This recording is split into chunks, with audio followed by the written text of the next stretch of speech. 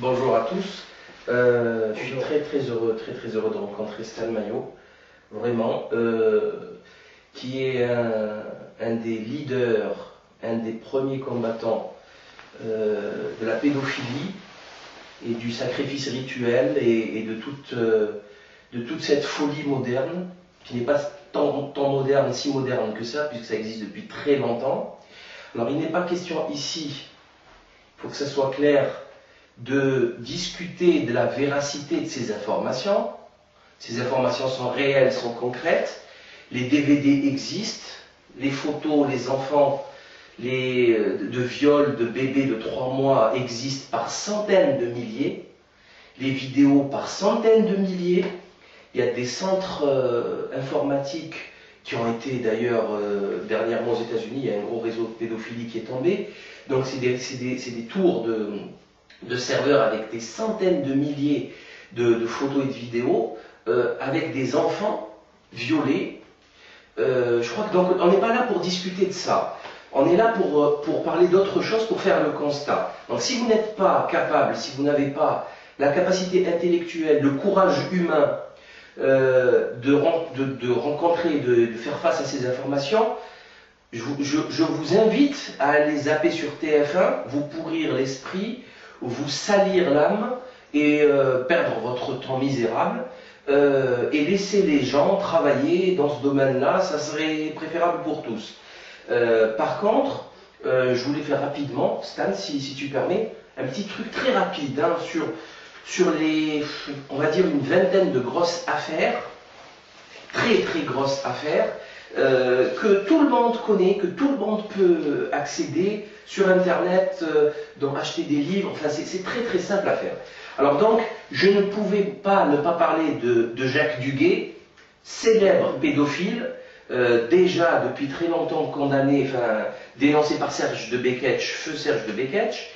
Jacques Duguay qui avait eu à un moment donné en Libération, hein, le journal du libertaire Serge July, 30 ans à la tête, 33 ans je crois à la tête de ce torchon.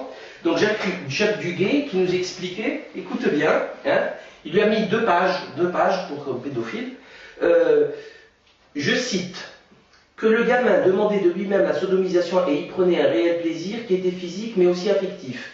Un enfant qui aime un adulte sait très bien qu'il ne peut pas encore donner aussi. Il comprend et il accepte très bien de recevoir. C'est un acte d'amour. C'est une de ses façons d'aimer et de le prouver. Ce fut le comportement avec moi de quelques garçons que j'ai sodomisés. Et puis, disant les choses comme elles passent, il aime ressentir dans son corps le membre viril de celui qu'il aime. D'être uni à lui par la chair, cela donne de grandes satisfactions. Donc, comme je vous le disais, si vous n'avez pas le courage, zappez. Ça donne envie de vomir. Je ne peux pas finir par décence la lecture de ce torchon. Tapez Jacques Duguay sur Internet, ces images, ces facsimilés de Libération sortent tout seuls. Nous avons monsieur Jean-Pierre Mocky qui a tourné un film, Les Ballets écarlates. Donc, blackout total des médias, dans lequel il dit, le plus simplement du monde, que des politiques, des flics, etc., faisaient des partous avec des enfants.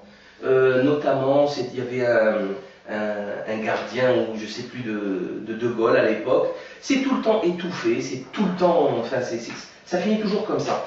Donc nous avons aussi le fameux documentaire d'Élise Lucet, qui est passé le 27 mars 1999 sur France 3, hein, enfant de charnier d'enfants disparus, avec c'est un documentaire vraiment qui fout la trousse, qui fait très peur, c'est impressionnant, avec des enfants qui dessinent des mages, avec des pyramides sur le torse, avec des têtes d'enfants coupées, etc.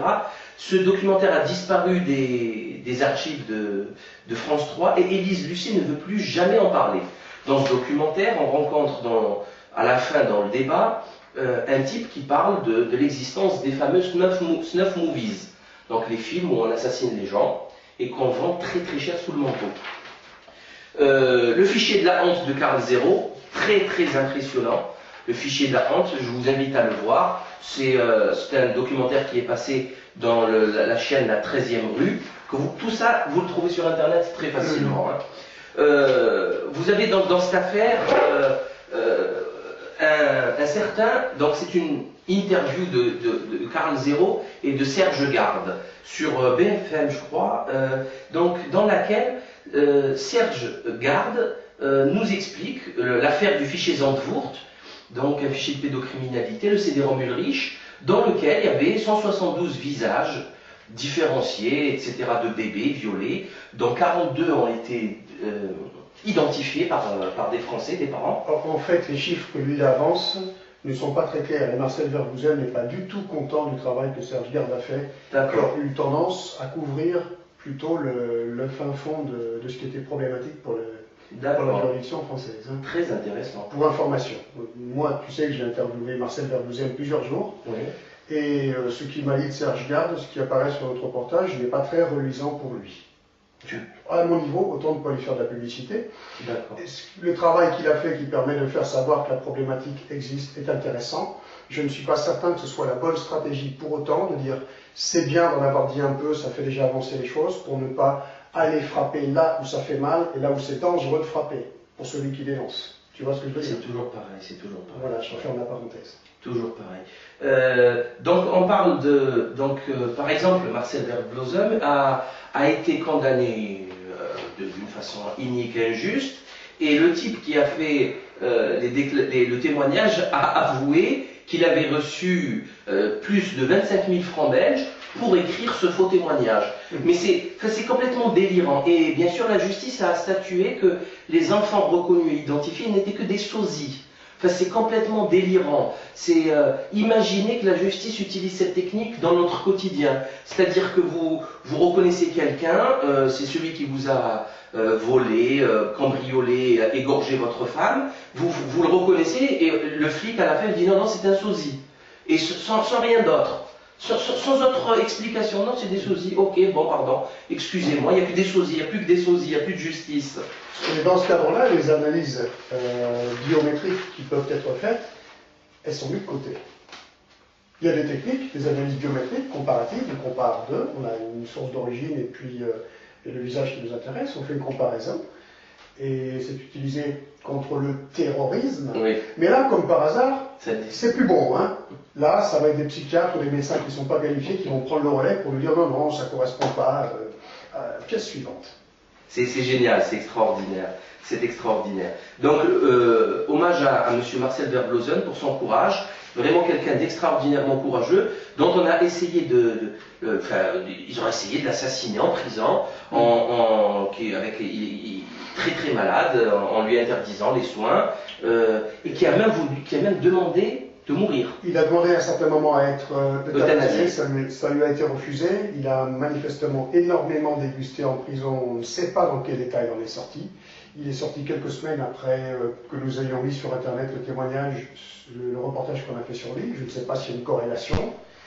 Mais par contre, ce que je voulais dire au sujet de notre ami Marcel Vergouzen, c'est qu'il a été mis au secret à sa sortie de prison, à turn-out, et interdiction de communiquer de quelque façon que ce soit, et encore moins avec des journalistes. Or, il y a en ce moment des interventions qui semblent venir de lui sur Internet et sur Facebook, suis mon regard, sur Facebook, où il dit qu'il est en train d'écrire un livre avec les photos de famille qui le concernent, etc. Et il parle, il communique lui-même.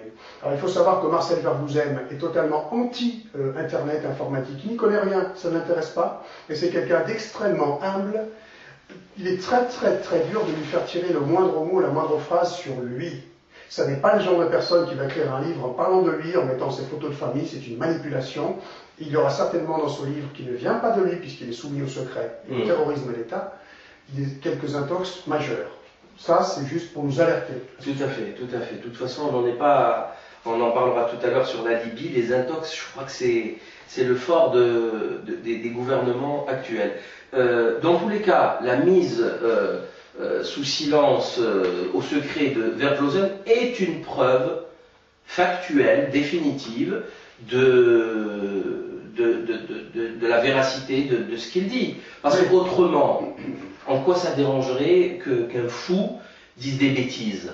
Il y en a tellement sur TF1. Et Salim, avec la couverture de tous les gouvernants des pays d'Europe concernés, c'est quand même énorme. C'est une complicité massive et énorme. Et formelle. Ah, je sais, c'est énorme. Nous avons l'affaire des enfants Roche, du juge Roche qui a été assassiné, brûlé dans des conditions extrêmement troubles. Mais en fin de compte, j'ai une règle de raisonnement et de réflexion simple. À partir du moment où c'est trouble, c'est que c'est très clair. Oui. Tu vois ce que je veux dire? Ça prouve quelque chose. Ça prouve qu'il y a quelque chose. Reste à savoir c'est quoi cette chose. Voilà, alors on ne parle pas de dysfonctionnement qu'on ne prenne pas. Non, il n'y a pas de dysfonctionnement. Pourquoi il n'y a pas de dysfonctionnement? Parce que quand il s'agit de te verbaliser pour un excès de vitesse de 2 km/h, sur l'autoroute à 4 h du mat, il fait nuit, ils arrivent à prendre ta photo. Et ils la balancent dans un système judiciaire et répressif policier extrêmement... Ils sont, in fine, si tu ne veux pas payer, l'huissier va récupérer les sous de ton compte. Tu es jugé au tribunal de police. Enfin, ça marche très bien le système. Ouais. Comme tu disais tout à l'heure pour les terrorismes. Il marche super bien le système. D'ailleurs, il marche tellement bien qu'on ne peut que citer des histoires de manipulation, là aussi, des services secrets, qui ont mis des faux dossiers, par exemple le fameux manuel de terrorisme d'Al-Qaïda, donc il suffit de le mettre dans un ordinateur, et après venir faire une perquisition, et dire « Oh là là, c'est complètement délirant, enfin, ça n'a aucun sens tout ça ». Donc les enfants Roche nous expliquent ce qui leur est arrivé. Je vous invite à aller voir leurs interviews, elles sont exceptionnelles. C'est l'affaire de Toulouse, Baudis, Allègre, Cellule 31, des suicides avec 2 balles dans le crâne. Ça... Des suicides épouvantables de jeunes femmes ou ex-prostituées ou témoins, comme je l'ai pas en tête, un couteau en travers de la gorge, une couche culotte enfoncée en travers de la gorge, je crois qu'il y avait aussi une pendaison. Et on avait toujours les mêmes experts médecins légistes, Bras et Alengrin, si mon souvenir est toujours les mêmes, toujours les mêmes experts, les mêmes légistes qui concluent au suicide. Voilà. Donc ça, c'est certainement des frères, nos frères Latruelle, qui sont reliés avec des réseaux que l'on connaît et qui sont bien sûr reliés qui sont frères avec le procureur, le juge, l'expert, enfin toute une série, une fratrie dégénérée qui dans la dangerosité ne fait que se confirmer. Ce que je voulais dire, c'est que dans cette affaire de meurtre et de crime, de suicide de gendarmes avec 2 balles dans le crâne, on les rencontre très souvent dans les affaires de fric, notamment par exemple l'affaire Elf, où il y a un type qui tombe du 4e étage parce qu'il changeait ses rideaux, l'autre qui a glissé dans les escaliers qui est mort, très souvent quand il s'agit de plusieurs milliards, l'affaire des frégates, etc. Et cette affaire est extrêmement sérieuse, puisqu'elle implique un certain Marc Bourraguet, qui passait ses soirées avec Allègre, et un certain, je ne sais plus comment il s'appelle, mais qui était un très gros poisson de la cocaïne toulousaine, et qui passaient leurs soirées ensemble. Et vous savez quelle a été la résultante de cette affaire? Il a eu une promotion, Bourraguet. Alors avant Marc Bourraguet, il faut savoir qu'il a été mis hors de cause par ses confrères, frères et confrères, simplement parce que les preuves qui étaient déposées contre lui au tribunal par le procureur Bréard via le gendarme Roussel, si ma mémoire est bonne, n'étaient pas recevables du fait qu'elles concernaient un magistrat. Elle est bien bonne la blague. Alors cette ordure notoire de Marc Bourraguet, en ce moment, a un poste à Paris énorme. Je prends sur moi, diffamation, insulte, on peut m'en mettre quelque chose, j'aime bien ça. Et moi, ce qui m'inquiète beaucoup pour Charles Roche et sa sœur, c'est qu'on n'a plus de nouvelles du tout d'eux. Ils ont fait une petite campagne dans la précipitation pour faire retirer leur témoignage et tout le travail qu'ils avaient fait sur le sujet, pour qu'il n'y ait plus vraiment pour qu'il n'y ait plus de son et d'images provenant d'eux sur l'affaire. Alors, sont-ils terrorisés? Très certainement, menacés. Est-ce qu'ils sont allés plus loin avec eux? Je ne sais pas, mais en tout cas, on est quand même un certain nombre à vouloir avoir des nouvelles d'eux. Exactement. Ce sont quand même des magistrats. Charles et Diane Roche sont des magistrats, sont des gens très instruits, des juristes, oui. Ils ont une formation poussée. Et je vous invite à aller voir les témoignages parce qu'ils sont carrés, hein. Il n'y a absolument rien à redire, à refaire. Maintenant, je voulais, rapidement, Chérif Delay, hein, je suis debout. Donc c'est l'affaire Outreau, qui a dont on a essayé de camoufler la gravité en faisant croire que c'était un scandale judiciaire. Pas du tout. Je crois que tout le monde se rappelle de cette affaire-là. Hein, pas du tout. Oui. Qui sert d'alibi d'ailleurs à l'imposture politico-judiciaire pour dire qu'il ne faut plus écouter la parole des enfants. Exactement. Et ça a été fabriqué de toutes pièces que pour ça. Oui, absolument. Sauf que il y a eu affaire de pédophilie, de vente d'enfants par ses propres parents. C'est le cas de Chérif Delay, dont on a détruit totalement la vie, qui a fait plusieurs tentatives de suicide, qui fait vraiment beaucoup de peine, à qui on espère un rétablissement, je ne sais pas comment, vu la gravité de ces agressions sexuelles, de la violence physique, etc. Mais on le lui souhaite vraiment de tout cœur. Et cette affaire, là aussi, elle est factuelle. Il est passé dernièrement, il y a 2-3 mois, sur toutes les chaînes de plateau télé, il a présenté son bouquin. Ouais. Son bouquin est là, dans lequel il nous explique qu'il s'est fait violer par son beau-père, par sa mère, et qu'il se faisait vendre à des étrangers, le plus simplement du monde, vraiment d'une façon répétitive, ça a duré des années. Donc maintenant, en fin de compte, on ne vous demande pas on va pas, je le répète, on ne vous dit pas si est-ce que c'est vrai ou est-ce que c'est pas vrai. L'être humain est capable du pire et du meilleur, mais du pire. Mais nous qui sommes des êtres de raison, on se doit d'accepter ces deux facettes. On ne peut pas accepter que Bambi, l'être humain qui est le bénévole qui va se donner pour les autres, l'altruisme, la bonté, la générosité. C'est vrai que ça existe. Hein, une mère est capable de mourir pour son enfant vive, c'est vrai que ça existe. Mais il y a aussi une autre partie de l'humanité qui délire complètement. Ça existe depuis toujours. Il y a des preuves, il y a des procès qui ont été réalisés sans aucune torture, hein, puisque certains nous disent que par exemple, des aveux ont été soutirés avec la torture. Non. Des procès avec des preuves factuelles, claires. Donc on n'est pas là pour remettre en question ça, hein, que ça soit clair. Si je peux me permettre, ce qui est très intéressant sur ce que tu dis, c'est que l'humanité, on est capable d'en tirer le meilleur comme le pire. Aujourd'hui, on en voit que le pire, me semble-t-il. On voit bien l'état de la planète qui reflète ce qu'on peut tirer de l'humanité, ce qu'on en tire aujourd'hui. Je crois que l'humanité est depuis la nuit des temps sous contrôle d'une entité qui met tout en œuvre pour vraiment en tirer le pire et dégénérer cette espèce au maximum pour en faire un grand bétail très facile à manipuler. Je ne sais pas ce que tu en penses, c'est la vision que j'ai moi de l'humanité. C'est rigolo parce que j'ai ramené un bouquin qui s'appelle La danse du diable de Gunther Schwab, la danse avec le diable plus exactement, exceptionnel, qui confirme absolument tout ce que tu viens de dire. Je n'ai pas lu, j'aimerais bien le lire. Eh bien, ça ne saurait tarder. Celui-là, il est raturé de partout, mais on va se débrouiller. On va se débrouiller.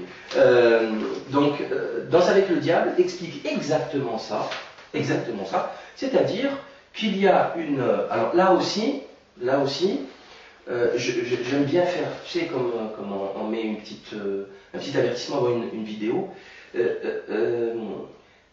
Il n'est pas question de savoir ici maintenant si le diable existe ou pas. On ne va pas faire du catéchisme, on va pas faire on n'est pas des prédicateurs. Primo, personnellement, je vous le dis clairement, le diable existe, que vous le vouliez ou non. Hein, et son existence ne dépend pas de votre croyance en lui. C'est clair. Maintenant, je vais vous dire simplement, de faire un effort intellectuel très simple. Imaginez qu'il y a des gens sur Terre, Stanley Kubrick l'a très bien expliqué dans Eyes Wide Shut, qui pratiquent des cultes sataniques et des offrandes sacrificielles au diable, aux démons. Que vous le vouliez ou non, ça existe. Là encore, ça a été prouvé. Beaucoup de jeunes écervelés, beaucoup des gens de l'élite ont été retrouvés en train de déterrer des gens dans les cimetières. Il y a un petit fou furieux qui a donné 666 coups de couteau à un prêtre à Toulon, c'était c'est des affaires de satanisme très connues en France. Enfin, tout ceci existe. Le culte du démon existe depuis toujours. Ce que fait le Bohemian Club dans la forêt de Sequoia en Californie n'est rien d'autre qu'un culte à Moloch. C'est un culte du démon. Et qu'est-ce qu'il demande Moloch? Comme par hasard, un sacrifice d'enfants. Oui, du sang d'enfant. Moloch qu'on retrouve assez souvent en France. Je me suis demandé, tiens, s'il n'y avait pas un lien entre Moloch et la chaîne de restaurants Buffalo Grill. Pourquoi pas? Dans quel sens? Je ne sais pas, cette chaîne avait été impliquée dans des scandales. Et j'ai remarqué qu'il y avait pas mal de, c'est vrai. Et d'ailleurs, ils ont pas fermé. De criminels pédophiles qui mangeaient dans cette chaîne. Et tu sais qu'il y a une stratégie générale qu'on est en train de découvrir en ce moment, qui consiste à nous faire manger de la viande et du sang humain. Manger de la viande humaine, de la chair humaine et du sang humain. Et il peut y avoir une corrélation. Le meilleur moyen de nous faire manger de la viande humaine, c'est encore dans des restaurants qui servent de la viande, soi-disant de bœuf, par exemple. Mais ça va beaucoup plus loin, ça je l'ai découvert dans mes travaux. Je signale que là encore, vous, pour ceux qui voient cette vidéo pour la première fois, qui ne nous connaissent pas, que l'on travaille, moi personnellement je travaille sur ces sujets depuis plus de 5 ans, il y a tout un travail extraordinairement important, poussé et éreintant avant d'arriver à ces conclusions. Oui. Ne croyez pas que ça tombe du ciel, c'est des centaines et des centaines d'heures de lecture, de visualisation, de fréquentation, d'observation. J'ai vu des enfants de pédophiles, j'ai vu, il y a tout un travail, ça tombe vraiment pas du ciel, vous ne pouvez pas comprendre ça d'un coup, c'est pas possible. Il faut faire un effort intellectuel, il faut faire les lectures, etc. Il faut surtout accepter de remettre en question ces préjugés, ces idées reçues qui viennent du formatage de la culture sociétale. Exactement. Et pour revenir au cannibalisme qui est un acte extrêmement grave, c'est un blasphème, puisque le corps de l'homme est sacré, on n'est pas du bétail, c'est très simple. Le monde en parlait déjà, puisqu'on donnait à bouffer au bétail, en Suisse, des placentas humains. Ils lyophilisaient tout ça, ils récupéraient des placentas humains. Donc le chocolat suisse contient de la protéine humaine. C'est quand même très inquiétant. Oui. En Chine actuellement, ils ont créé des pilules miracles avec des fœtus. On parle aujourd'hui, c'est vendu très cher, de crème de beauté avec des cellules fétales. Humain, précisons-le toujours. Humaine, bien sûr, c'est pas du poulet. C'est l'horreur absolue. L'horreur absolue totale. C'est délirant. On est en train de se servir du corps humain comme Alors on a commencé psychologiquement à attaquer l'être humain avec le terme ressources humaines, DRH, direction des ressources humaines. On est devenu une matière naturelle. Et maintenant, on va la consommer carrément. Tu sais que ça me fait penser, je ne suis pas tellement cinéphile et je me méfie énormément parce qu'on sait que toutes les industries cinématographiques appartiennent aux banquiers privés. Mais au premier volet du film Matrix, où on voit le personnage principal dans une bulle, avec des tuyaux de partout, qui est alimenté par la purée de cadavres recyclés. On n'est pas loin parce qu'on est effectivement dans une matrice qui nous abrutit totalement entre virtuel et réalité. Et petit à petit, on est amené à consommer de l'humain. Exactement. Et vous allez voir, il y en aura de plus en plus. Alors maintenant, on nous dit, oui, mais qu'est-ce que ces deux fous? Qu'est-ce qu'ils délirent? Mais qu'est-ce que c'est que ces conneries? Non, mais surtout, en plus, on vit dans une société démocratique qui permet à tout un chacun de donner son avis, même s'il est complètement ignorant de tout. C'est-à-dire, c'est comme ça, il a le droit. C'est-à-dire que la société démocratique donne le droit de vote aux plus stupides d'entre nous comme aux plus intelligents, et ils ont la même parole, ce qui est quand même quelque chose qui me dérange profondément. La démocratie est l'arme absolue de l'imposture politique et de l'imposture générale, puisque les banquiers privés ont tout fait, comme je disais tout à l'heure, pour faire de nous un grand bétail totalement ignorant de tout, stupide, dégénéré, etc. De quelle démocratie parlons-nous? De ces gens qui vont bouffer au McDonald's, qui passent 5 heures par jour devant la télévision et qui pensent qu'il y a partouzé, qu'il y a bouffé bien gras, et j'en passe des meilleurs. C'est ça la démocratie? C'est de là que nous allons tirer un espoir pour notre humanité, pour la planète? Ah, de toute façon, ça n'existe pas, ça n'a jamais existé. Mais c'est surtout l'aspect. Enfin, les gens se disent, ils ont tous ils se donnent ce droit de critiquer le travail, notre travail, en se disant oui, mais il délire ou il abuse ou il en fait trop. Enfin, il y en a plein. Il y a plein. Tu les vois ces petits messages sur Internet. Moi, ça me fait doucement marrer parce que ceux qui disent ça, hormis les appareils de propagande style Concilio, qui sont des boîtes privées qui manipulent les forums, les forats, et carrément, hein, ils font des faux messages, ils décrédibilisent certains, etc. Mais il y a des gens, je connais des gens qui se permettent de critiquer, se dire non, mais qu'est-ce que c'est que ces conneries? Non, mais il n'y a pas de souci, on va encore amener d'autres preuves. Mais le problème, c'est que ces gens-là qui critiquent, enfin je sais pas, mais toi et moi, on a le courage de parler à visage découvert. Bah oui. Mais ceux qui nous critiquent, on les voit pas. Hein, ah, le clavier. C'est quand même... L'écran. Ouais. Ah oui, c'est génial. C'est génial. C'est génial. Non, non, c'est... Il y a une fois un type, il m'a insulté. Franchement, c'est très rare. Très très rare. J'ai dû recevoir dans toute ma vie de dissidence et de recherche de vérité, des milliers de mails. J'ai dû recevoir 5 mails insultants. Il y en a un, il m'a insulté, mais grave. Il m'a insulté. Enfin, il m'a pas insulté, il m'a insulté ma famille. Je te laisse imaginer. Je lui dis, où tu veux, quand tu veux, maintenant, tout de suite, dis-moi où tu es, j'arrive. Plus jamais aucune réponse. Ça m'est arrivé aussi. Plus jamais aucune réponse. Enfin, ces gens, bon, sont dégénérés.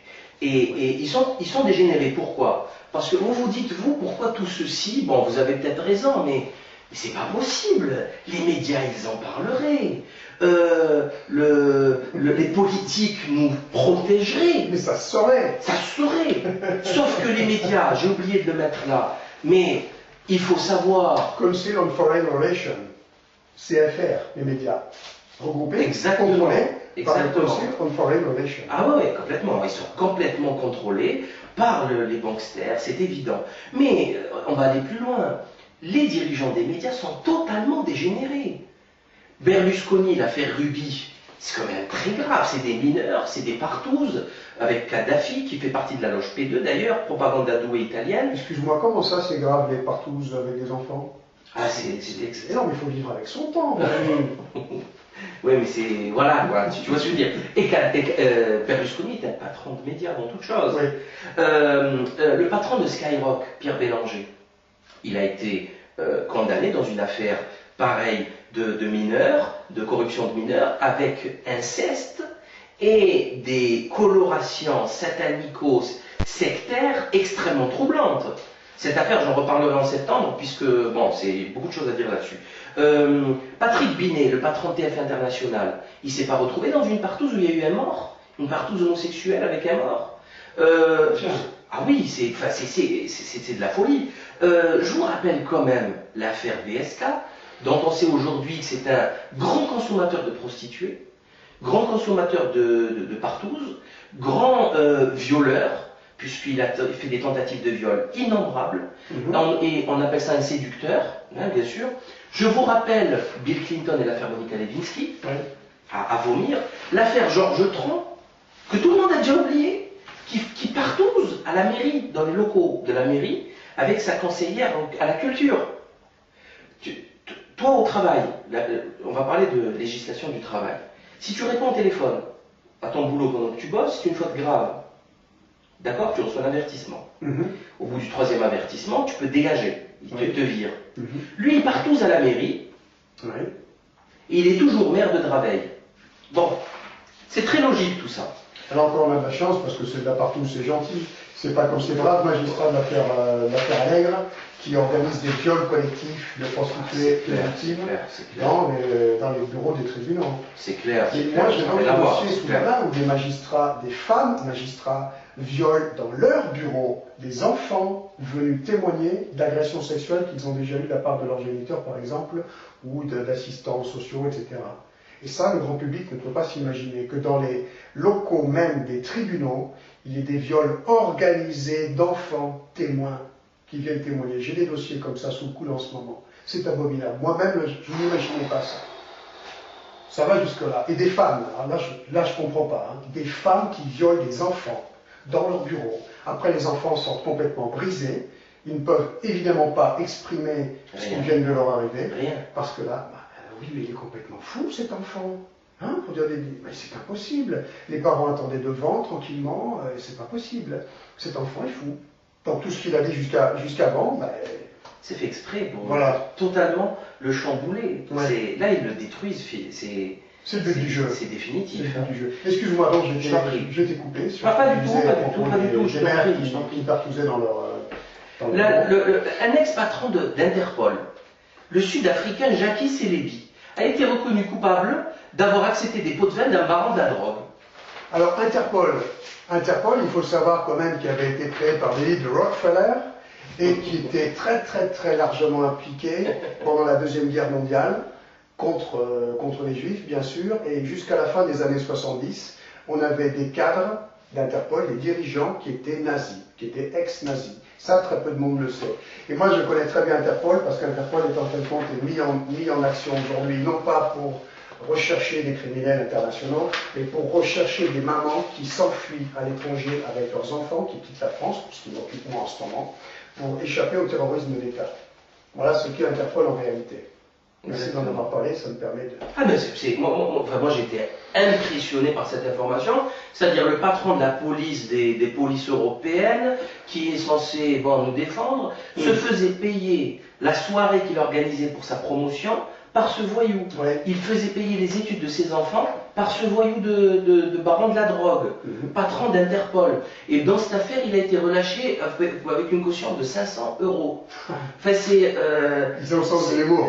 Ah ouais, mais c'est délirant, c'est délirant. Ça aussi, vous pouvez le vérifier, c'est sorti un peu partout.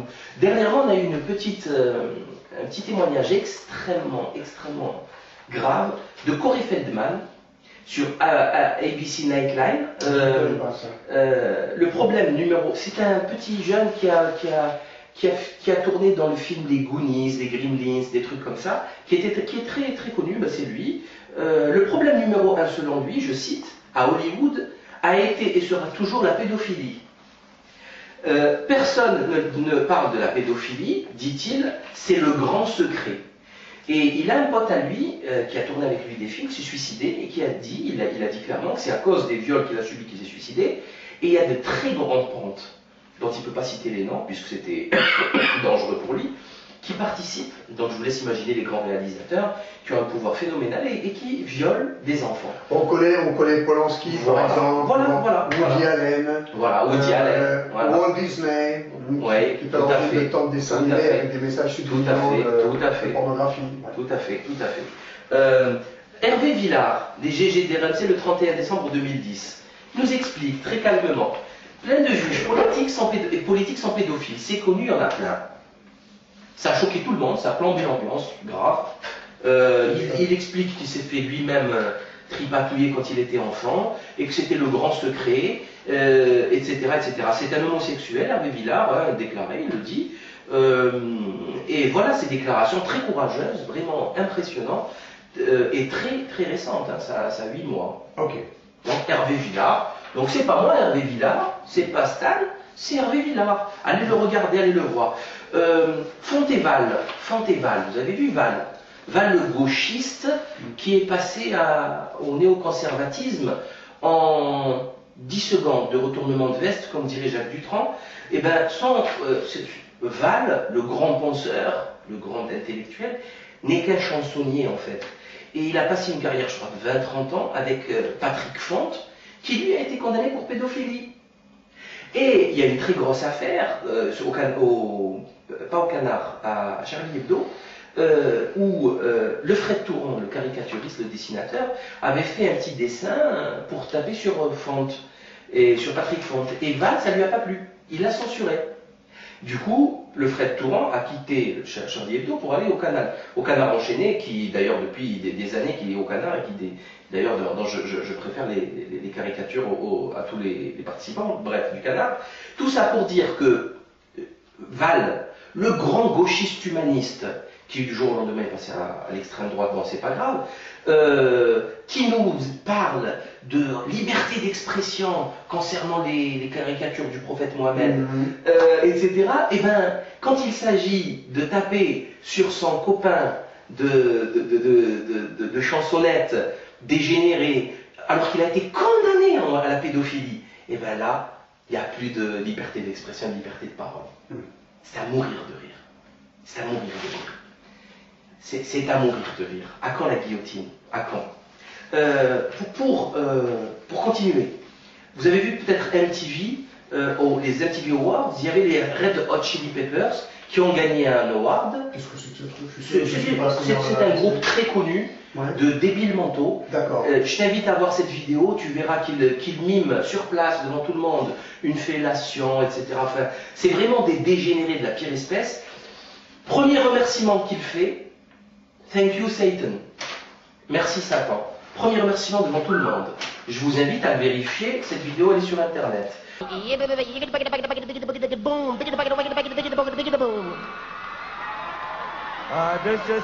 like to, first of all, I'd like to thank Satan. Ed Bradley de 60 Minutes CBS en 2004 interviewe Bob Dylan. Bob Dylan, très grosse icône du rock etc. Qui nous explique clairement dans cette vidéo, je vous invite à aller la voir, qu'il a vendu son âme au diable, au maître de ce monde. Il le dit clairement. J'ai vendu mon âme au maître de ce monde pour réussir dans la musique. Est-ce qu'il n'y avait pas un leader des Beatles aussi qui avait fait cette déclaration? Ah, plus que ça. Les Beatles, les Beatles, c'était là, on rentre dans un domaine, si tu veux, très grave.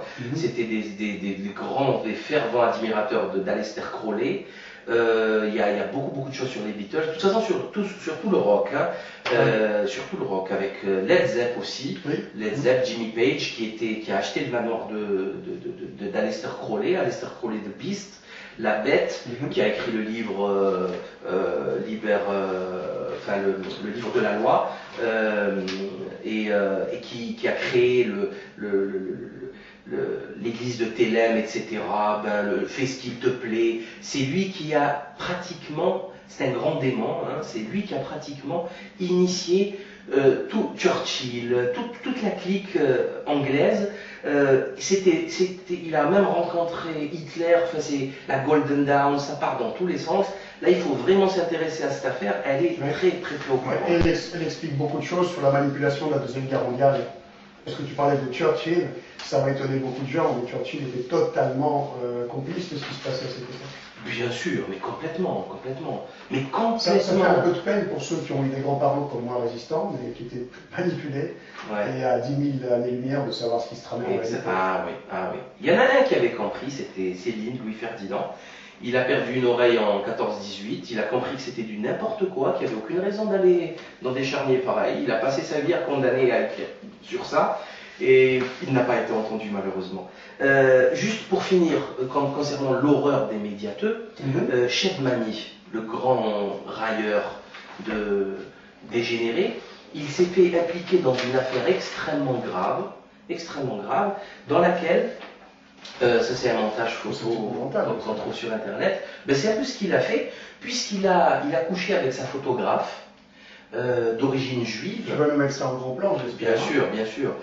D'origine juive, écoutez juste un peu cette histoire. Et son manager, Marcel Lévy, aussi d'origine juive.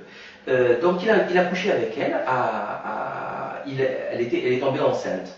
Lui étant marié, il ne voulait pas de cette affaire. Sur le dos, a décidé de la faire avorter de force à Alger. Donc il a été condamné, il a passé de la prison, il a même fui la justice française. Après il est revenu, il vient de sortir et là il organise des tournées. Il a été interdit au Canada justement pour cette affaire. Donc qu'est-ce qu'il a fait? Ils ont séquestré la femme, ils l'ont torturée avec des aiguilles à tricoter pour essayer de choper le fœtus. Ils l'ont drogué, etc. Et après, quand il s'est fait attraper, il a crié au complot juif. Alors que son manager qui a fait sa fortune est juif. Ça ne le dérangeait pas à ce moment. Par contre, maintenant, il crie au complot juif, ce qui n'a aucun sens, mais ce qui ne l'empêche pas, bien sûr, d'avoir commis ce crime, condamné dans les tribunaux. Dieu merci, la petite, elle est vivante. Ah bon? Oui, elle est vivante, elle a 5 ans aujourd'hui. Donc, ils sont tellement incompétents qu'ils sont incapables de réussir un avortement, ces imbéciles. J'aimerais faire une petite parenthèse au complot juif. Et je pense que tu me regrouperas tout à fait dans cette démarche-là, appeler le peuple juif à condamner ce genre de mise en scène. Parce que ça n'est pas dans le sens de la paix, ce genre de manipulation. Et c'est la technique des banquiers privés Rothschild à l'origine, et les sages de Sion, pour remonter un peu plus en arrière, de se prétendre juifs. Encore, il y a toute une grosse stratégie. Et les malheureux qui sont manipulés, qui font réellement partie du peuple juif, eux, sont amalgamés à ce genre de manipulation et devraient être les premiers à s'insurger. Et à ne pas être pris en amalgame avec ça c'est clair, je suis entièrement d'accord avec toi. C'est qu'il faut surtout pas faire l'amalgame entre le judaïsme déjà et le talmudisme, c'est deux choses totalement différentes, et surtout aussi entre les juifs et les ashkénazes sabbataïques et jacobiens, jacob-frontiens, qui est une secte, mais complètement timbrée d'accélération de l'arrivée de la fin des temps. Elle existe aussi ailleurs, cette secte, par la dépravation totale, c'est-à-dire on accélère l'arrivée par une dépravation totale, puisque ce sont les Écritures. Enfin, c'est compliqué à expliquer, mais ça n'a strictement rien à voir. On retrouve ça dans la stratégie des sages de Sion, dans les protocoles des sages de Sion. C'est toujours le même discours. Avilir l'humanité par tous les moyens possibles. Tout est écrit. Sauf que, là aussi, puisque tu le dis, il ne faut pas faire l'amalgame, mais je suis entièrement d'accord, c'est que ce n'est pas le protocole sage de Sion, c'est le protocole de Weishaupt, des Illuminés de Bavière, déjà, qui était clairement, c'était exactement mot pour mot les sages de Sion. C'est Weishaupt qui a travaillé avec Rothschild. Tout à fait, financé par Rothschild. Oui, pour remettre à la sauce le protocole des sages de Sion. Et Weishaupt a écrit un peu plus tard, d'ailleurs, un autre document qui est très intéressant, qui est le Nouveau Testament de Satan, dans lequel c'est encore un petit peu plus clair. Je l'ai mis en ligne sur mon site. C'est intéressant. Et autre chose, c'est bien sûr ces protocoles des Illuminés, qui là aussi ne sont pas. C'est existé, il suffit d'aller à Ratisbonne, il y a des archives. Pour ça, c'est le plan de Lucifer, de Satan. Ce n'est rien d'autre que ce plan. C'est-à-dire que ce plan existe depuis Adam et Ève, pour ceux qui savent comprendre et qui savent lire. Maintenant, je voudrais finir. Avant-dernière chose. La vilaine Lulu d'Yves Saint-Laurent.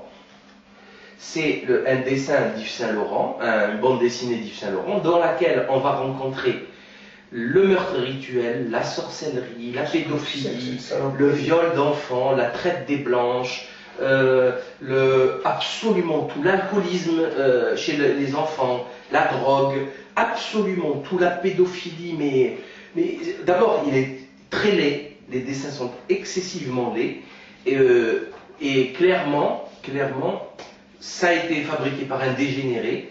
Et quand on connaît la vie d'Yves Saint-Laurent, on sait qu'il a passé 3/4 de sa vie dans des asiles psychiatriques sous de fortes doses de tranquillisants, qu'il en est mort ainsi d'ailleurs. C'était un grand détraqué qui me fait beaucoup de peine, parce que c'est quelqu'un qui, effectivement, on voit qu'il a souffert de choses graves, parce qu'in fine, ces violeurs d'enfants étaient abusés eux-mêmes, et quelque part, c'est avant tout des victimes.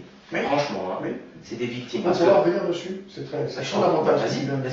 Revenir, je t'en prie, finis. Ça y est, j'ai fini. C'est une pourriture ce truc, c'est une poubelle. C'est à peine croyable, franchement, c'est à peine croyable. Ça, c'est destiné aux enfants. Bien sûr, c'est destiné aux enfants. C'est vendu à la Fnac, ça coûte pas très cher. C'est vendu à la Fnac, et voilà, c'est le meurtre de masse. Elle a empoisonné plein d'enfants, elle les a empoisonnés, elle les a tous tués. Assassinat de masse gratuit, voilà. C'est complètement délirant. Je ne comprends pas qu'est-ce que c'est que ce truc. On voudrait. Qu'est-ce que ça a de subversif?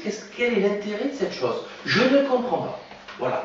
D'ailleurs, je ne veux pas comprendre des pourritures comme ça, ça jette à la poubelle. D'ailleurs, franchement, on devrait attaquer en justice, porter plainte pour ça. Oui.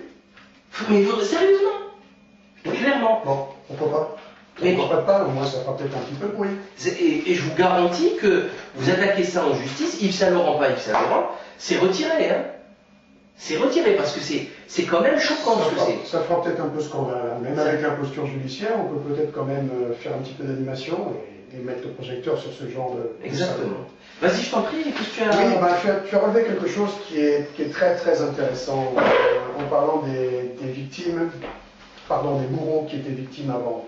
Effectivement, ça fait quelques années que moi aussi je travaille sur la pédocriminalité, j'essaye d'aider des mamans, je vois beaucoup de dossiers. Il y a, outre les procédures systémiques de terrorisme d'État qui sont mises en œuvre contre les mamans, parfois c'est contre un père qui essaie de protéger son enfant, qui fait des déclarations, mais majoritairement des mamans, eh bien on retrouve un taré, un géniteur, qui, si on fait une petite enquête sur lui, a une emprise totale de ses propres parents et a eu un vécu, une enfance très particulière. Donc moi j'ai quelques cas très intéressants en ce moment sous le coude encore, où il apparaît très clairement, à peu près comme dans l'affaire Vincent, je pense que le fameux Tanière était un enfant violé, avant de violer lui-même son propre enfant. C'est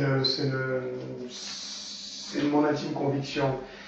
Et ça nous fait penser à quelque chose que tu dois certainement très bien connaître, parce que j'ai vu la dernière fiche que tu as sortie. Voilà. C'est le projet MK Ultra Mind Control. MK Mind Control. Moi, ce que j'en sais, tu pourras... Contrôle des esprits. Non, moi sincèrement, pour moi, c'est l'œil du cyclone, là. On tape, là, on met le doigt là, sur le mécanisme, sur le système, comment il fonctionne. Là encore une fois, je rappelle qu'il n'est pas question de savoir si c'est vrai ou pas.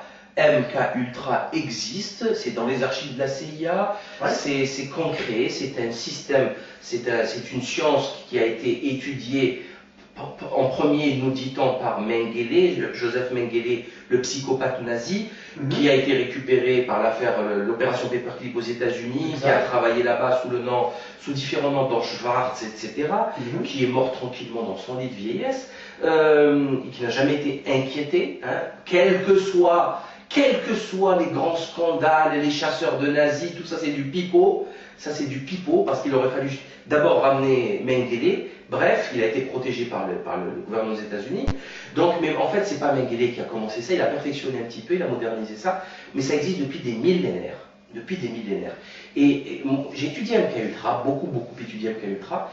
Moi, mon résumé, c'est très simple. C'est contrôle de l'esprit total, par la création de chocs extrêmement violents, qui fabriquent des murs amnésiques, qui font des dichotomies de personnalité, des multiples personnalités. Ce travail est aidé avec des grosses quantités de drogue, de l'hypnose suggestion et de la sorcellerie par des possessions démoniaques. Donc là, encore une fois, vous y croyez pas, là je vous explique ce qui se passe.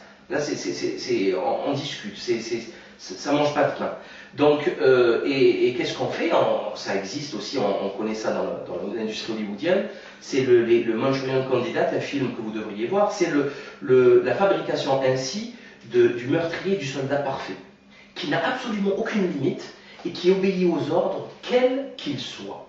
Ça, c'est vraiment le soldat. Ce qui est un peu plus embêtant, c'est que tu parles du soldat parfait, mais il semblerait que ce soit le procédé surtout qui fabrique l'élite de demain, au fur et à mesure. Complètement. C'est-à-dire que très probablement tous les dirigeants que nous voyons très propres sur eux, encravatés sur les plateaux de télé ou dans la manifestation, sont des Dr Jekyll et Mr Hyde, qui, à certains moments des mots-clés ou des situations clés, laissent le costard-cravate au vestiaire et endossent la toge de mage de leur rituel de détraqués mentaux pour faire toutes les abominations dont nous parlons et qui seraient des légendes urbaines encore pour certaines personnes.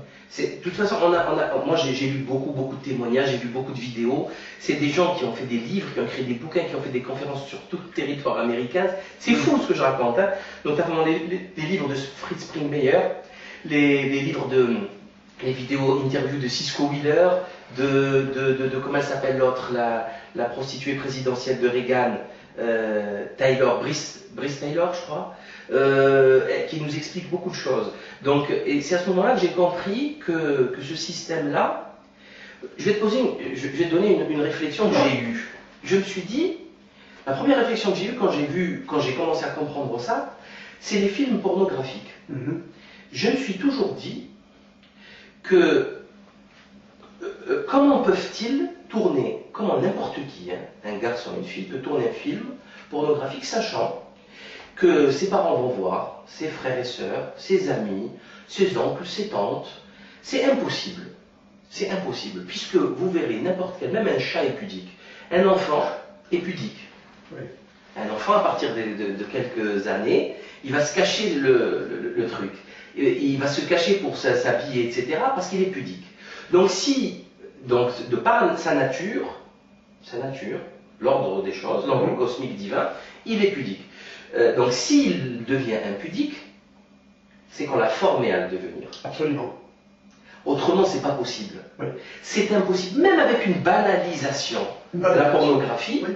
Même avec la banalisation d'aujourd'hui, il y en a qui veulent être stars de pornographie sans pour autant avoir subi le mind control. Ouais. Mais là, c'est autre chose que la dégénérescence. Mais même avec cette banalisation, 99% des filles ou des garçons n'iront jamais tourner. C'est inconcevable. Ça augmente peut-être un petit peu quand même, mais il faut revenir sur le mind control parce que maintenant il y a la banalisation à outrance. Tout à fait, tout à fait. Il y a la rupture avec le noyau familial. Le lien familial. Et puis, surtout, il n'y a pas du fric, il n'y a pas du gain. Oui. Aujourd'hui, n'importe qui fait n'importe quoi pour avoir beaucoup d'argent. Ce sont toujours des montagnes d'argent qui sont en jeu.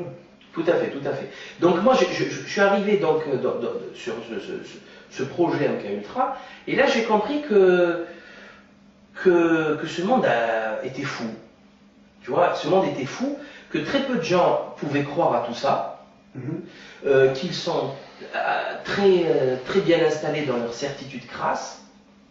D'ailleurs, c'est rigolo, plus ils sont ignorants, plus ils gueulent. T'as remarqué ça? Oui.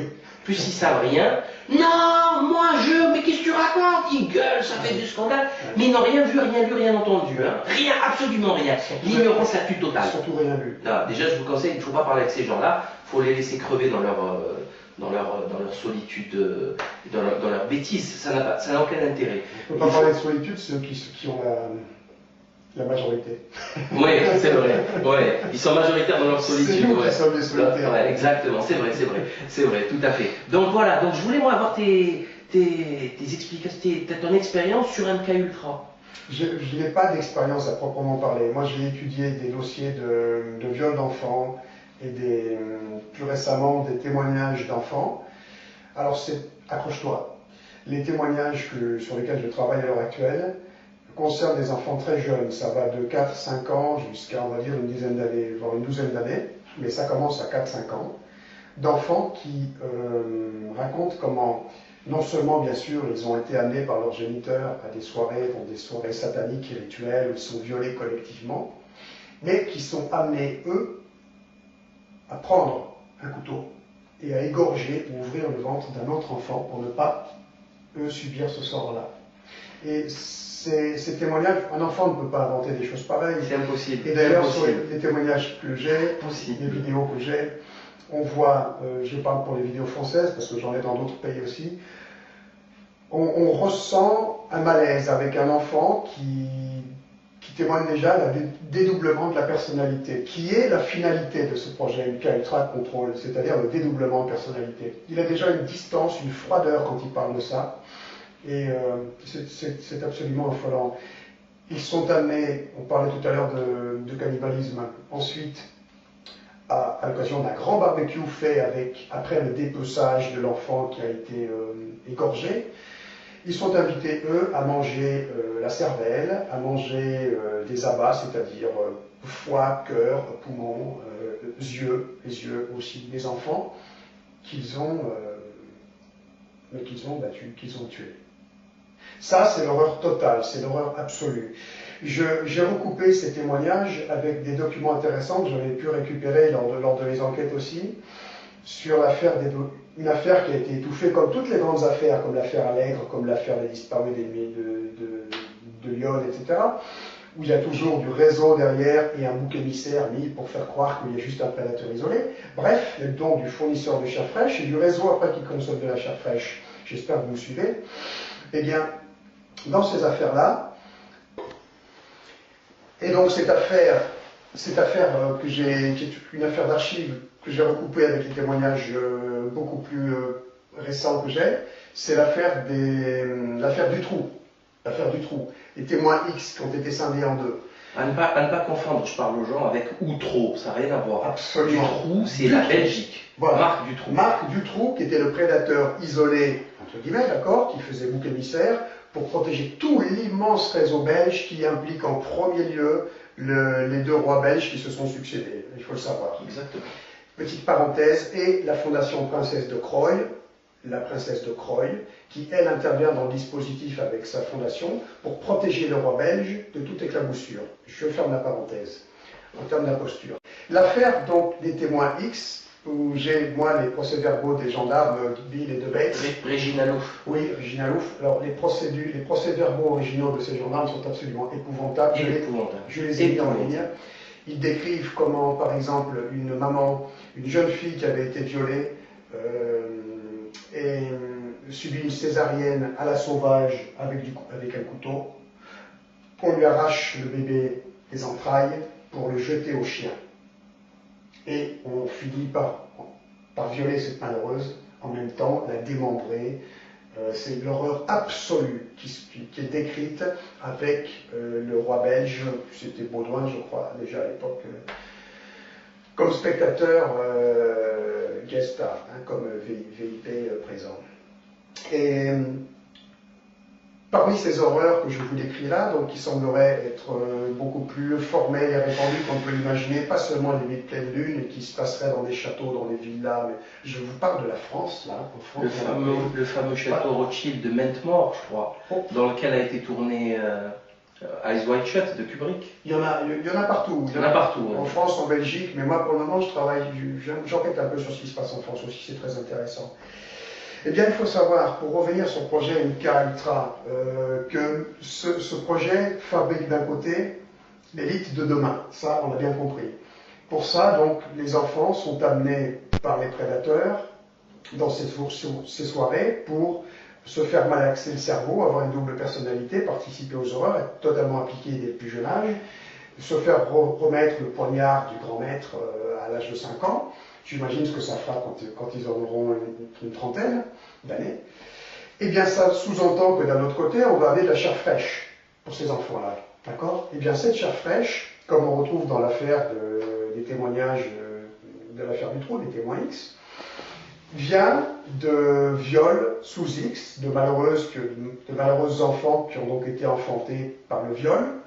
On récupère les enfants, quand je dis on, ce sont les réseaux, protégés par l'imposture politico-judiciaire, notamment en France.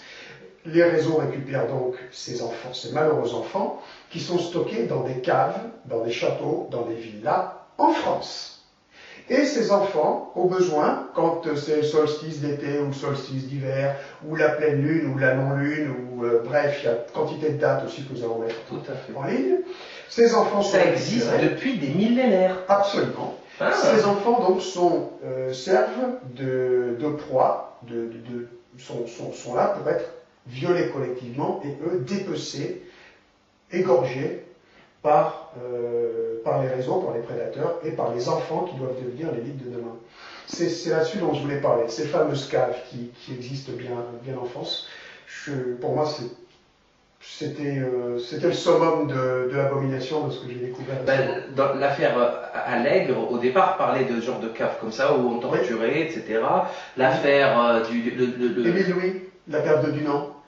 Ça, je n'étais pas au courant. L'affaire Émile Louis, et derrière Émile Louis, qui était un fournisseur de chair fraîche, tu avais le fameux Dunant, Claude Dunant, qui aujourd'hui est libre, qui avait effectivement reconnu que sa cave servait avec sa compagne, et qu'il y avait une trentaine de notables d'Auxerre, dont des commandants de gendarmerie, des avocats, des juges, tout le gratin, qui défilaient avec cagoule pour torturer les victimes. Ouais. Ça, c'est l'affaire Émile Louis. Dutroux avait une cave, puisque c'était une fausse échelle. Le père de Vincent Tanière avait une cave. Tout à fait. Tout à fait. Je ne sais pas ce qu'il en a fait, mais il avait été prévenu, je crois, 3 mois avant qu'il y aurait une perquisition. Ils ont tous des caves, ces fournisseurs. C'est indispensable. D'ailleurs, la cave, c'est quelque chose de très symbolique.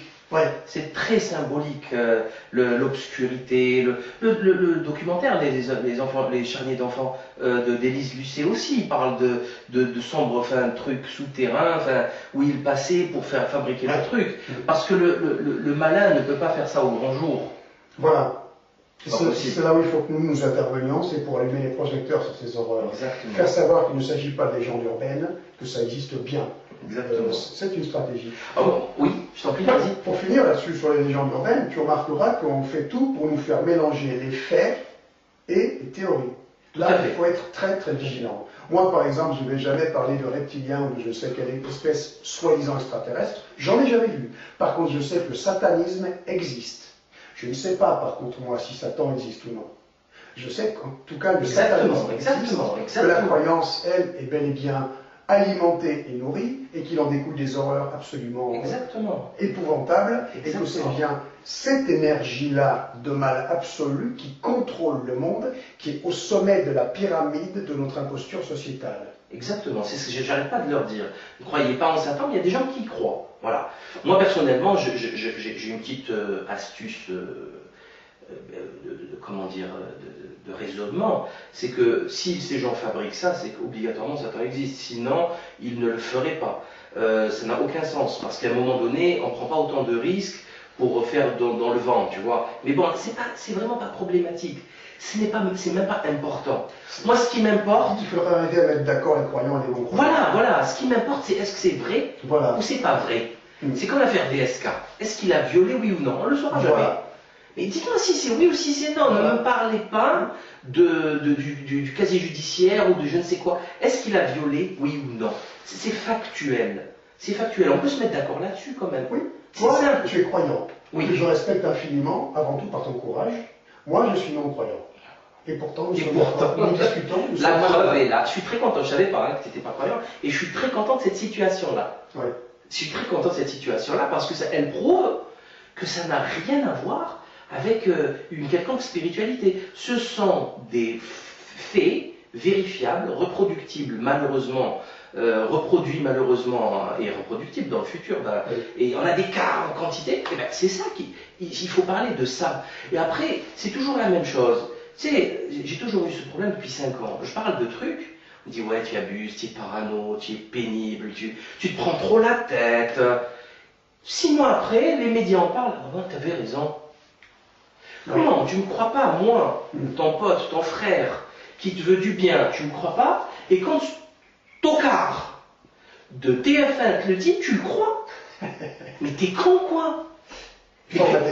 C'est débile. Quand Thierry Messon nous explique qu'il y a eu des faux montages grossiers de la place verte en Libye, pour faire croire qu'une psyop gigantesque, une opération psychologique gigantesque, tout le monde le prend pour un fou.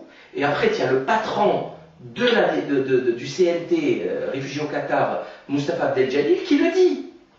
Qui dit que c'est une fausse place verte, studio, hollywoodien. C'est comme les films des cow-boys avec les façades, tu sais. C'est génial. Il a reconnu clairement, il a dit que c'est une affaire, c'est une très belle affaire. Ah, c'est génial, c'est génial. C'est mondial, c'est un bon décès, c'est historique, c'est extraordinaire. Donc, est-ce qu'il faut attendre? Voilà, je pose la question aux gens. On va se poser une question, on oublie tout ce qu'on a dit. On va revenir à zéro. Est-ce qu'il faut attendre que ces criminels avouent pour les croire? Je crois qu'il sera trop tard. Hein. C'est débile. C'est complètement débile. Si vous attrapez demain le type qui a assassiné votre enfant avec son sang, le couteau, l'arme du crime, le corps dans son jardin, etc. Le type, il n'avoue pas. Il ne veut pas avouer. On s'en fout. Mais il est coupable, il faut qu'il aille en prison, il faut qu'il soit condamné. C'est ça qui compte. C'est d'arrêter ce massacre. On s'en fout qu'il avoue. Du coup, là, on est entouré de gens bizarres qui attendent que la chose soit... qu'on en parle à TF1. Mais TF1, ils s'en foutent de vous. TF1, c'est les premiers dégénérés. Ce qui fait fonctionner l'industrie, cinéma, médias, c'est la cocaïne et la prostitution. Et la partouze généralisée. C'est pas eux qui vont condamner ça, ça leur plaît. Oui.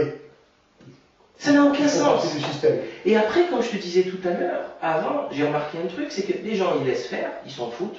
Individualisme primaire, abject. Et quand ça leur arrive, parce qu'il y a quand même 1000 enfants qui disparaissent par an en France, 3 par jour. Au moins, pour ce qu'on sait. Pour ce qu'on sait. Sans parler de ceux qui sont enlevés dans les pays africains, nord-africains. Sans parler de ceux qui réapparaissent 3 jours. C'est des milliers. Qu'est-ce qui leur est arrivé pendant 3 jours? Va savoir. Donc ça, c'est pas moi qui le dis, c'est le garde des Sceaux de l'époque, j'ai oublié son nom, qui l'a dit, à l'Assemblée. 1000 enfants. Je pense qu'il reste un terreau d'inquiétude et je pense que la société, en dépit de son focalisation sur les victimes, reste encore assez indifférente. Par exemple, je reviens sur les disparitions.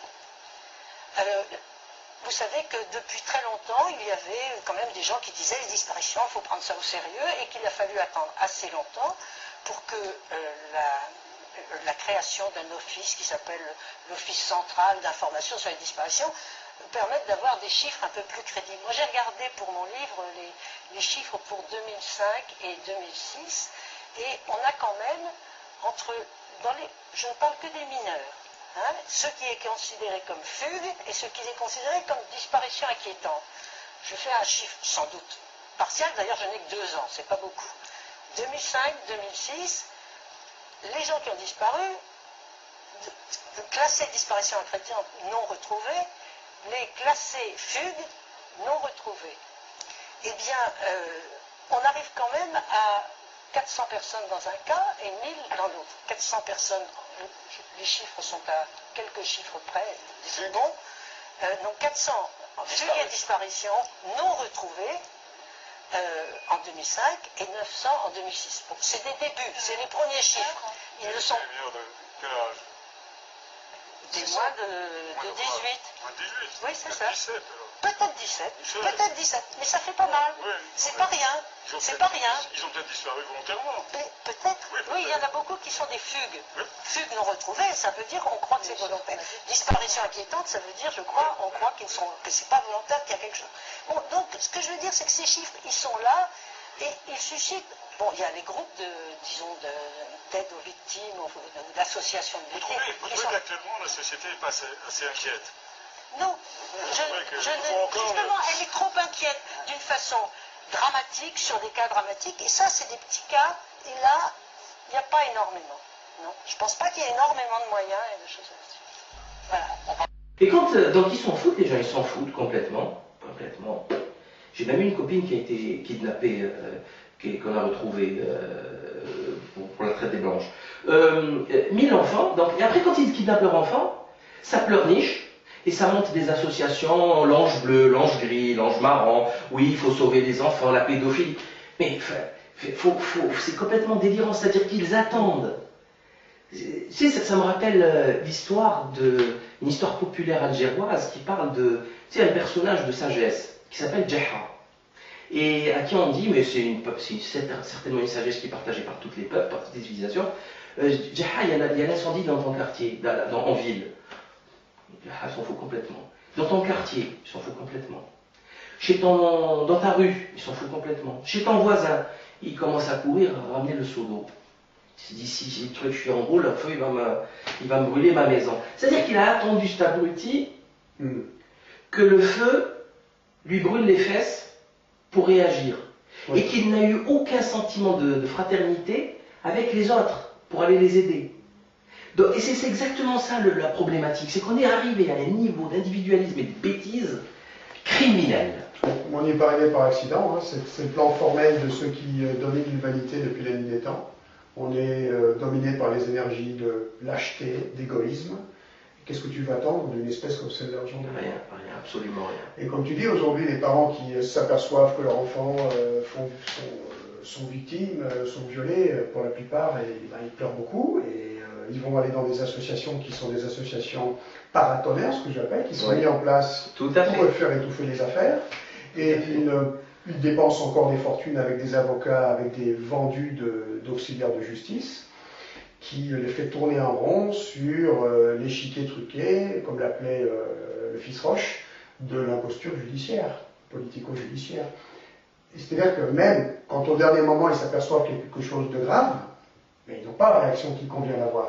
Ils ont une réaction qui est bien en deçà de ça qu'il faut avoir si on mettait sur une échelle de gravité ceux qui les concernent. On parle quand même, par exemple, de viol, de sacrifices rituels d'enfants qui sont découpés en petits morceaux. J'aimerais bien qu'on me mette quelle devrait être notre réaction et la contre-mesure de cela sur la même échelle de gravité. Je crois qu'il est extrêmement important et crucial de parler du système judiciaire laxiste qui relâche des fous furieux de la nature comme Jacques Duguay, qui s'est fait attraper je ne sais combien de fois, qui a été protégé par l'appareil communiste, comme le dit très bien Serge de Beketch, il y a plein d'instituteurs, on parle toujours, on essaie de salir l'Église catholique, en fait, elle a été infiltrée pour la discréditer, et on a exactement les mêmes dégénérés, par exemple, dans la fonction publique, enfin,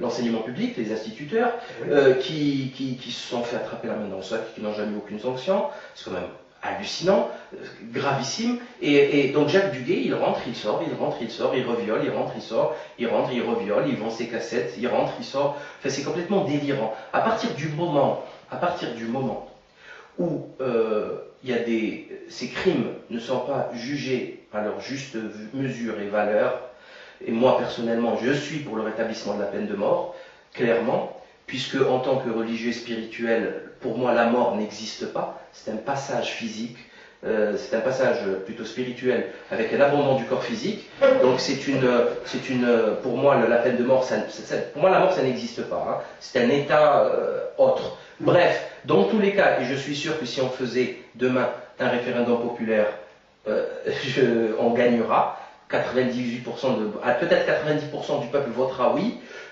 Pourquoi? Parce que tout simplement, on relâche dans la nature, on n'arrive pas à s'en débarrasser des fous furieux.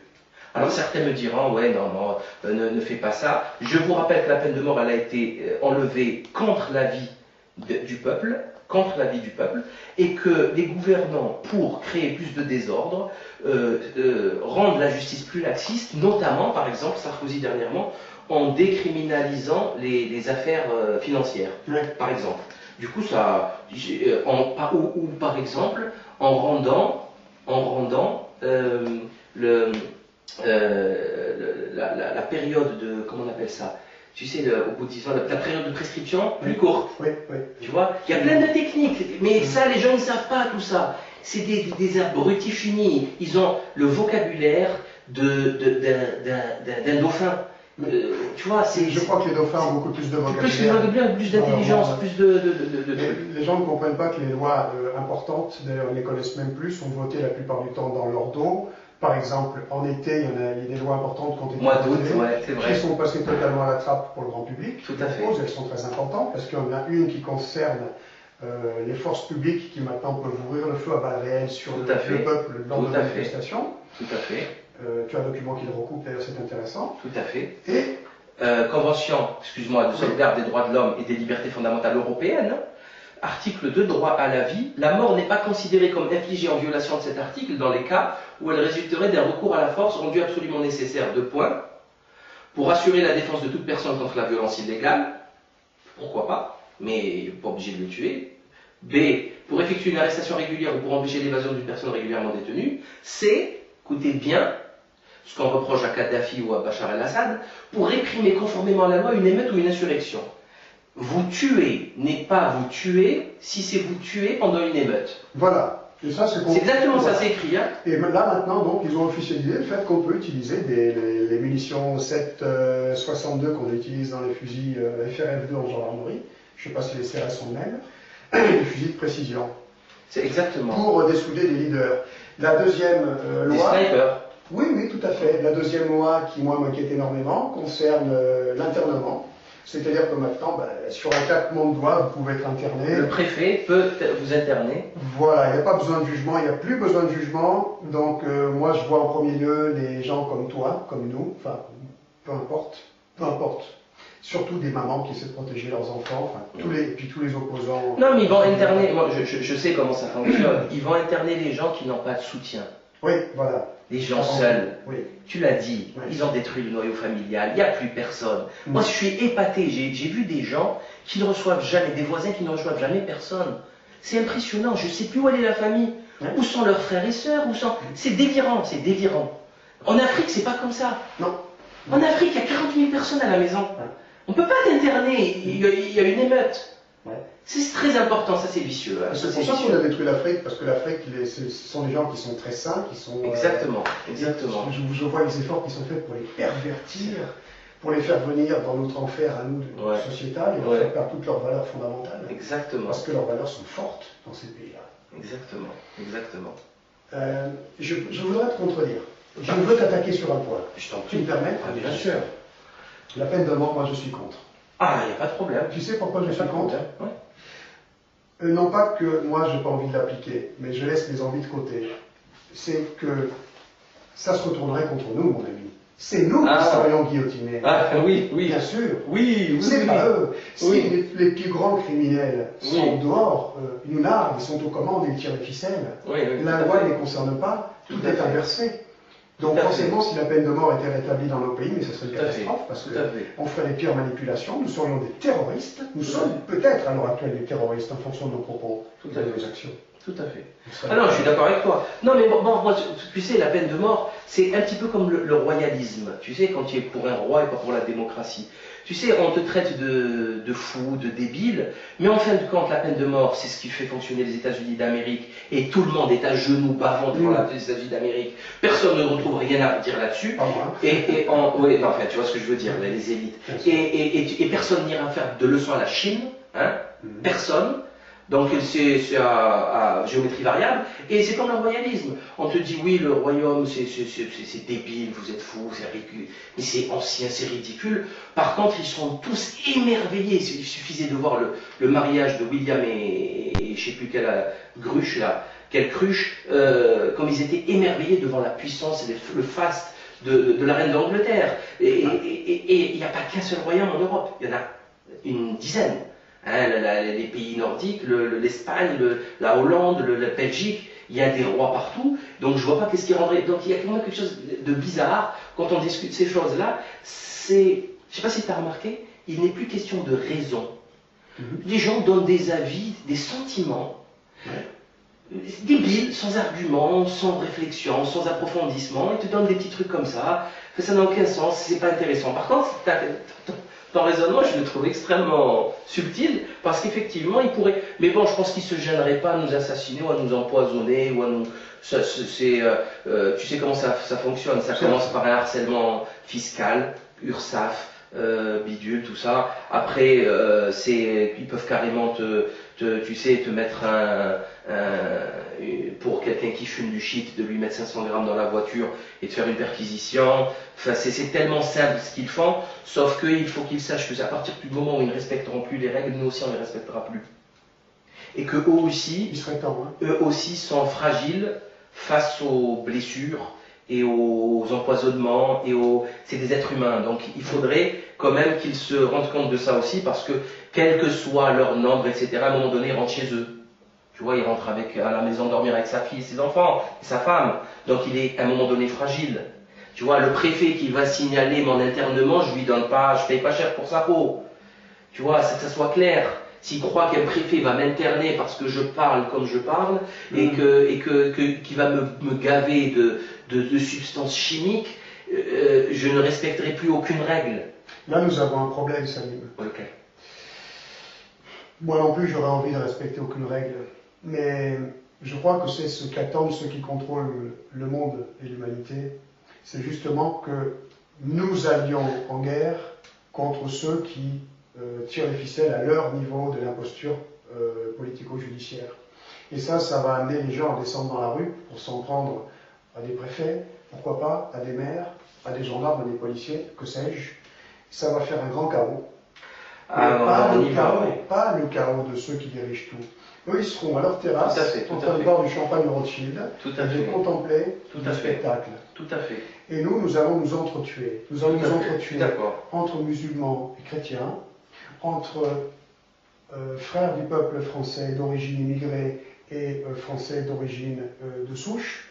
Nous allons nous entretuer. Tout à fait. C'est ça qu'ils veulent. Ouais, là, Je suis très très inquiet en ce moment d'ailleurs à ce sujet. Ah, je suis entièrement d'accord avec toi. C'est monté de toutes pièces depuis maintenant longtemps. Ça s'appelle de l'ingénierie sociale. Oui. On a parqué les gens, on leur a monté la tête, on les a décérébrés, notamment avec le consumérisme le plus effréné. Oui. Du coup, leur seul souci, tu sais, quand tu dis musulman, enfin, il n'y a pas de musulmans, il n'y a plus de chrétiens, il n'y a plus de musulmans. Je le dis, je le revendique, ça n'existe pas. Ils n'en ont que le nom, les origines ou l'habillement. Ou l'étiquette. Ou l'étiquette, voilà. Mais ça n'a strictement rien à voir avec la religion. Mais par contre, comme les chrétiens, c'est la même chose. C'est comme les chrétiens, exactement. Voilà, c'est des consommateurs, point final. Et en fait, ça a été monté de toutes pièces. Et moi, je crains énormément, vraiment, je crains énormément un faux attentat d'un faux barbu, style Al-Qaïda, Acme, tu sais, marque déposée, là, manipulé ou carrément créé, inventé par eux, avec un beau carnage. Tu vois, 300, 400 morts. Bien sanglant, bien horrible. Bien horrible, un stade de foot. Tu sais, un stade de foot, une bombe dans le stade, où il y a beaucoup de monde. Ou vraiment un truc pas beau. Qui fait monter l'émotionnel public. Qui va tout faire péter. Ils ont préparé les gens au niveau des séries télé à la torture et aux exécutions sommaires. Ça, tu le remarqueras, par exemple, 24 heures chrono, etc. Donc, pour la liberté, pour la démocratie, etc., tu as le droit d'exécuter sommairement un méchant, alors que c'est un truc à ne jamais faire. D'abord, c'est illégal, c'est inhumain et c'est stupide. C'est très stupide parce que c'est d'abord un prisonnier, ça s'échange contre un autre.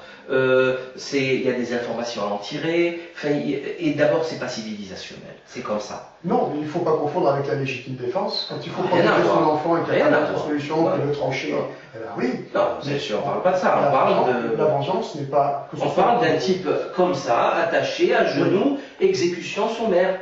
Exécution comme ça, pour rien, il a peut-être commis quelque chose, mais tu ne peux pas le tuer comme ça, il faut d'abord le juger. Il faut le juger, il faut écrire le jugement, il faut des traces, des archives. C'est comme ça qu'on est civilisé, autrement nous ne sommes plus civilisés. Et tu ne peux plus en vouloir aux barbares de te violenter. Tu es un barbare. Donc, du coup, c'est ce que tu dis. Donc, c'est vrai que là, je suis entièrement d'accord avec toi. C'est ce qui va arriver, tout le monde le sait. Ça va être initié par la crise. L'homme, quand il a faim, il devient extrêmement perturbé. Et là, la crise, maintenant, elle arrive vraiment. La crise arrive. C'était juste un petit test qu'on a eu. Exactement. Septembre, octobre, certains nous disent qu'on ne passera pas octobre. Il y a actuellement un plan de rigueur, alors que la situation est déjà très grave, on nous parle encore de plan de rigueur. Par exemple, je vous donne un petit chiffre tout bête, le sucre va augmenter en septembre de 40%. Alors que faut-il faire, Salim? Moi je pense que la première des choses à faire, tout de suite, là maintenant, c'est de faire des stocks alimentaires. Comme ça, le jour où il y a des troubles importants, on ne bouge pas. Donc on ne participe pas au désordre. Secondo, s'unir, recréer des liens. Ça c'est tu sais, c'est bizarre la vie, hein, le monde est bien fichu. C'est que dans des situations de crise où il manque de l'argent, les gens vont se rapprocher. Tu vois ce que je veux dire? Par exemple, depuis que par exemple la location est très chère, les étudiants vivent en colocation pour partager les frais. Et espérant que les enfants resteront plus longtemps chez leurs parents, etc. etc. Par exemple, tu vois, par exemple là aujourd'hui, une femme qui a envie de divorcer parce que son mari ne l'emmène pas trop au restaurant, elle ne peut pas. Parce qu'elle s'en sortira jamais. Elle est obligée d'accepter. Et ça, pour moi, c'est bien. Parce que divorcer, pour des raisons stupides qu'on lit dans Marie-Claire ou qu'on regarde dans Gossip Girl, je trouve ça très inquiétant, tu vois. Du coup, voilà, cette misère va rassembler les gens, et le premier salut viendra de l'union du cercle familial et amical. Donc il faut agir tout de suite, informer tout de suite, là, maintenant, immédiatement, informer ses proches. L'information, c'est notre plus grande arme. Éteignez votre télé, jetez votre télé, ne la donnez pas, ne la vendez pas, cassez-la, jetez-la, débarrassez-vous-en, c'est un poison. Lisez le livre de Michel Desmurger. Lisez le livre de Michel Desmurger sur la télévision. C'est une calamité, la télévision. C'est une arme de destruction massive. Et de désinformation. Absolument. Et d'abrutissement. Et lisez ce livre. Je vais faire une vidéo sur ce livre. Ça va être peut-être la vidéo du siècle. Je ne plaisante pas. Je ne plaisante pas. C'est hallucinant ce que fait la télé. D'abord, c'est de la programmation mentale, on en a déjà parlé. Sur un plan physiologique. Sur un plan physiologique. Un abrutissement au niveau du langage, un abrutissement avec des chiffres et des statistiques. C'est un bouquin avec 1200 références scientifiques. 1200, c'est délirant. Même une thèse de 3e cycle ne contient pas autant de références. Ce type était un génie, et en plus, Il est écrit d'une manière extrêmement bien, enfin c'est très bien écrit, extrêmement rigolo, etc. C'est un livre majeur. Jetez votre télé pour ne pas être influencé par la propagande de guerre qui est en face. Ils ont fait ça en Libye, ils vont nous le faire chez nous. Oui. Je ne vois pas ce qui va les déranger. Absolument. Et après, bon, après s'attendre au pire, se former et s'attendre au pire. Si je peux me permettre aussi, dans cet ordre d'idée, un autre conseil, faites attention à Internet. Parce qu'Internet, d'une part, nous échangeons entre nous des informations qui sont absolument abominables, qui font qu'en fin de compte, on a beaucoup de haine, d'énergie, de haine, de rancœur, de peur qui se répandent. Ça n'est pas pour autant que nous descendons dans la rue pour faire ce qu'il convient que nous fassions. Au contraire, plus ces informations sont abominables, plus on est à s'exciter derrière les écrans Internet et on n'ose pas en faire rien. Ouais. Attention à ça. Attention aussi dans le flot d'informations qui est déversé sur Internet. Il y a une intox majeure au milieu que personne ne connaît parce qu'on est toujours, on a tendance à mélanger factuel et théorie et surtout on ne vérifie pas les sources. Tout à fait. Comment savoir aujourd'hui ce qui se passe en Libye? Comment savoir ce qui s'est passé dans le golfe du Mexique au niveau de la marée Noire? Comment savoir ce qui se passe avec les 3 réacteurs de Fukushima? Il paraît qu'en fin de compte il y en a 11. On ne peut pas savoir ce qui se passe. Ah non, TF1, c'est pas. TF1. Internet, c'est pas la panacée. Hein. Et le pire, c'est qu'on n'est plus en réseau physique. Oui. On est en réseau virtuel. Tout à fait. Et le jour où eux, ils vont nous couper le son et l'image. Panique totale. Par exemple, parce qu'il y aurait je ne sais pas, des éruptions solaires dont on ne peut pas vérifier la véracité. On va vous dire, bah, électroniquement, il n'y a plus rien qui marche, il n'y a plus Internet qui fonctionne, ben, on va tous devenir fous, complètement isolés. Et par contre, les réseaux physiques, eux, ils les ont. Je suis désolé de le dire pour mes collègues qui sont du mauvais côté, la gendarmerie. C'est le premier réseau physique formel qui va jusqu'au le trou du cul de la France, le petit village le plus perdu de la France, qui est parfaitement actif. Ouais. Ça, c'est une toile d'araignée fantastique. C'est du très beau travail. Seulement la gendarmerie, qui n'en a pas encore pris conscience, est en fin de compte le bras armé de la terreur et de l'imposture politico-judiciaire, de l'imposture sociale. Dont l'action sera facilitée par un attentat, un sale attentat. Ouais. Tu vois, un truc pourri, un truc abominable, qui va effacer toute conscience et toute résistance à l'horreur, à l'abject. Ouais. Tu vois. Et ça, c'est capital, hein, c'est primordial. De toute façon, Internet, c'est pas compliqué. Pour moi, Internet, c'est un outil d'information. J'informe avec, surtout, sinon j'y serais pas. Je m'informe aussi, beaucoup, mais très vite. Après, je suis sur le terrain. Très vite. Hein. Très bien. Très vite. Tractage, DVD, conférences, débats, enfin, on organise plein de choses. J'en parle. Je suis avec des étudiants vivants d'ailleurs. Moi aussi. C'est pas vivant, mais ça va pas trop m'inquiéter. Libre, voilà, exactement. Ben écoute, moi je crois beaucoup au très haut. Je pense qu'une petite protection comme ça, petite protection quand même, on fait pas de mal, on essaie de faire du bien, donc...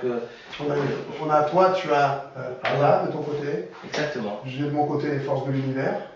C'est peut-être la même chose. C'est exactement la même chose. Du moment qu'on se bat, nous, on lui donne un nom, c'est tout. On met notre vie en jeu pour la vie, avec un grand V. Exactement. C'est fondamental, on a forcément de l'aide. Pour la beauté et la vérité. Ouais. Ce que j'essaie de faire pour la beauté et la vérité. Je voulais t'en parler un petit peu, je voulais passer cette petite information. Bon, j'essaie d'intervenir un peu sur Internet aussi, mais je ne suis pas très à droite de ce côté-là. En ce moment, j'essaie d'aider des mamans à fuir la France, carrément. À fuir le terrorisme d'État. C'est pas très facile. J'ai pu déjà faire en sorte qu'il y en ait quelques-unes qui soient en sécurité dans quelques pays, pas toujours très à côté d'ici.